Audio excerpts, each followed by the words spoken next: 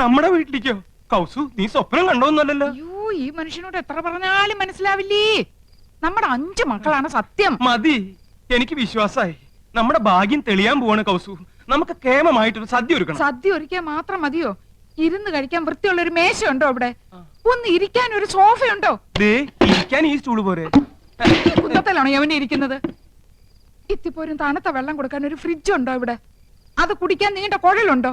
അടുപ്പിൽ ഊതുന്ന കുഴല് പോരെ? തമാശകളാ. ക്രിക്കറ്റ് കാണുന്നോളാ യമുന. അതിനിവിടെ ഒരു TV ഉണ്ടോ? ഉണ്ടോന്ന് ആ ലിസ്റ്റ് ഒന്നുകൂടി കേക്കട്ടെ. ഡൈനിങ് ടേബിൾ പൂപ്പരുത്തി മതി. 2000 ഓ നിൽക്കും. പൂപ്പരുത്തി അവിടെ ഈട്ടി തന്നെ വേണം. 25,000. Sofa set. ചൂരല് മതി. റെപ്രസെന്റേറ്റീവിന് ഇരിക്കാനില്ല, യമുനയ്ക്കാ. കുഷ്യൻ തന്നെ വേണം, കുതിച്ചു പോകണം. അതിന് കുതിരപ്പുറത്ത് കയറിയാ പോലെ. തമാശകളാ കൂട്ട്. 25,000. ബ്രിഡ്ജ്.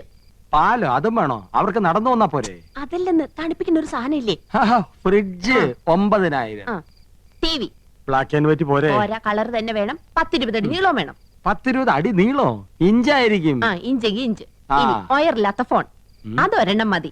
മൊബൈൽ. മൊബൈല്. ഒയറില്ലാത്തോണ്ട് ഇതിന് വില കുറവായിരിക്കും. ഇനി അയ്യോ, ഇനി മടക്കല്ലേ, ഒടിഞ്ഞു. തൽക്കാലം ഇത്രയൊക്കെ മതി. മതി. ഇനി ഇതിന് പണം ഉണ്ടാക്കാനുള്ള വകുപ്പും കൂടി പറഞ്ഞു തന്നെ. മൊത്തം പണം കൈ വെച്ചോണ്ടാണോ എല്ലാരും ഇതൊക്കെ മേടിക്കുന്നത്? ഇൻവെസ്റ്റ്മെന്റ് വാങ്ങണം. ഇൻസ്റ്റാൾമെന്റ്. അതെങ്കിൽ അത് അങ്ങനെ ആവുമ്പോ മാസം തോറും ഈസി ആയിട്ട് അടയ്ക്കാം. അല്ലെങ്കിൽ കടം വാങ്ങണം, പലിശ കൊടുക്കണമെന്നല്ലേ ഉള്ളൂ. എന്താ മുൻഷി പരമേശ്വരൻ പിള്ളയുടെ മകനെ കടം കിട്ടില്ലെന്നുണ്ടോ? നോക്ക്, നിസ്സാരമായിട്ട് തള്ളരുത്. ഇത് നമ്മുടെ പ്രസ്റ്റീജ് ഷൂസാ. എന്തു പറയണെന്ന് വാടക വിടാ. എന്നിട്ട് പോലും അത് കണ്ടാലേ ഇത് വെറും കാലിത്തൊഴുത്ത. വീട് മുഴുവൻ പൊട്ടിയും പൊളിഞ്ഞും അഴുക്കും പിടിച്ചു കിടക്ക. ഇവിടെയാണ് നമ്മൾ താമസിക്കുന്ന നെമനെ അറിഞ്ഞാ മോശമല്ലേ? ആനന്ദം, 2 കുട്ടികളുടെ അമ്മയായപ്പോൾ നിനക്കല്പം സൗന്ദര്യം കുറഞ്ഞിട്ടുണ്ട് എന്ന് കരുതി ഞാൻ വേറെ കല്യാണം കഴിക്കുന്നത് ശരിയാണോ? അതും ഇതും തമ്മിൽ എന്താ ബന്ധം? ബന്ധമുണ്ട്. വേറെ വീടൊന്നും വെക്കാൻ പറ്റില്ല. വേറെ വീടൊന്നും വെക്കണ്ട, ഉള്ള വീടൊന്നും മോടി പിടിപ്പിച്ചൂടെ? ഇതിനൊക്കെ അച്ഛൻ അനുവദിക്കണ്ടേ ആനന്ദം? അനുവാദം ചോദിച്ചാ അമ്മാവനൊരു പദ്യം ചൊല്ലും. ഇതൊക്കെ ചെയ്തു കഴിഞ്ഞ അഭിപ്രായം ചോദിച്ചാലും പദ്യം ചൊല്ലും. പാവം അമ്മാവനും പാവം മോനും.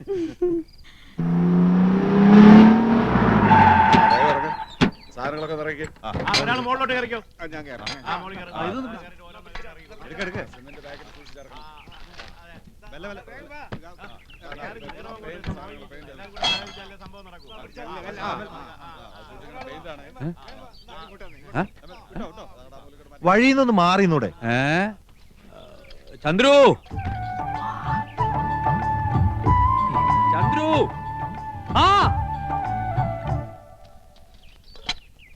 നിന്റെ വിവാഹം ഉറപ്പിച്ചോ? എന്തൊരു ദീർഘവീക്ഷണം. അങ്ങനെ കൊണ്ട് ഉറപ്പിച്ചിട്ടൊന്നുമില്ല, അച്ഛൻ അറിയാതെ. അല്ല, മനസ്സിൽ ആശയുണ്ട്. ആശയോ?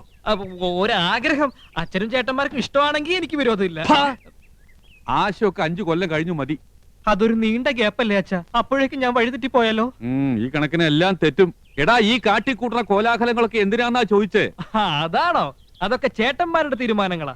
അല്ല, ഞാൻ പറഞ്ഞൊന്നു വേണ്ട, ഏട്ടത്തിമാരുടെ ശക്തമായ പിന്തുണയും ഉണ്ടേ. നന്ദകുമാരാ, നന്ദേട്ടാ, ഇത്ര ധൃതിപ്പെട്ട് ഈ വീട് പുതുക്കാൻ ഇവിടെ എന്താ വിശേഷം? ഞാനും അതാ ആലോചിക്കണേ. എന്താ വിശേഷം കൗസു? എനിക്കറിയാം. നീ പോടാ അവിടുന്ന്. വെറുതെ പൊട്ടങ്കളി വേണ്ട, കാര്യം എന്താണെന്ന് പറ.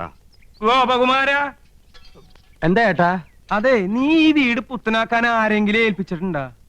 വെറുതെ എന്തിനാ ചേട്ടാ, നിങ്ങൾ 3 പേരും ചേർന്നല്ലെല്ലാം തീരുമാനിച്ചത്. ഇനി വേറെ പലതും തീരുമാനിച്ചു വെച്ചിട്ടുണ്ടല്ലോ. മൂത്തോര് സംസാരിക്കുന്നിടത്ത് എനക്കെന്താടാ കാര്യം? അച്ഛന് കാര്യം പറഞ്ഞാൽ മനസ്സിലാവുമല്ലോ. അച്ഛാ, നമ്മുടെ നാട്ടിൽ കുണ്ടും കുഴിയും നിറഞ്ഞ റോഡുകൾ യുദ്ധകാലാടിസ്ഥാനത്തിൽ നന്നാക്കുന്ന എപ്പോഴാ? പ്രധാനമന്ത്രിയോ പ്രസിഡന്റോ വരുമ്പോഴാണല്ലോ. അതുപോലെ ഒരു വിശിഷ്ടാതിഥി നമ്മുടെ വീട്ടിൽ വരുമ്പോ. അങ്ങനെ ഏത് വിശിഷ്ടാതിഥിയാടാ നമ്മുടെ വീട്ടിലേക്ക് വരണത്? അതെ, അച്ഛൻ ഇതുവരെ അറിഞ്ഞില്ലേ? നിങ്ങൾ അച്ഛനോട് പറഞ്ഞില്ലേ? മോശമായി പോയി. അച്ഛാ, നമ്മുടെ വീട്ടിൽ യമുന റാണി വരുന്നു. സൂപ്പർ സ്റ്റാർ യമുന റാണി. വേറെ എത്രയോ വീടുകളുണ്ട്. യമനിക്ക് പോകാൻ തോന്നിയില്ലല്ലോ. മുൻഷി പരമേശ്വരൻ പിള്ളയുടെ ഒരു വെയിറ്റ്.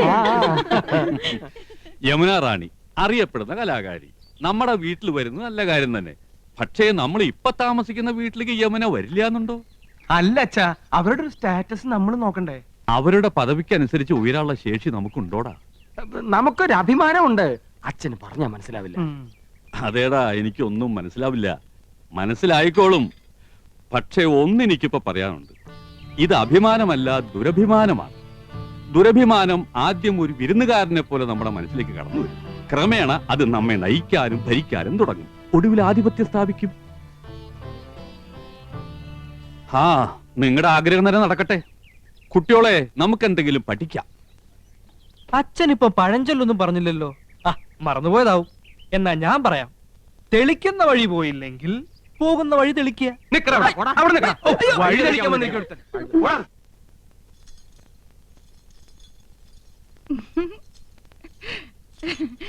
ഇപ്പൊ എന്നെ കണ്ട എത്ര വയസ്സ് തോന്നിക്കും? ഇങ്ങോട്ട് തിരിഞ്ഞേ.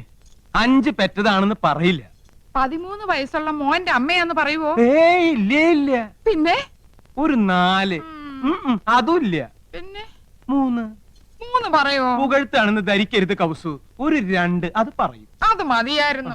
5 പിള്ളേരുടെ അമ്മയാന്ന് പറയാൻ നാണാവുന്നു. നിനക്ക് മാത്രല്ല, എനിക്ക് സ്കൂളിൽ തലയുർത്തി നടക്കാൻ പറ്റണില്ല. എന്റെ കുറ്റ? പിന്നെ എന്റെ കുറ്റ. യമുന എന്ത് ധരിക്കും?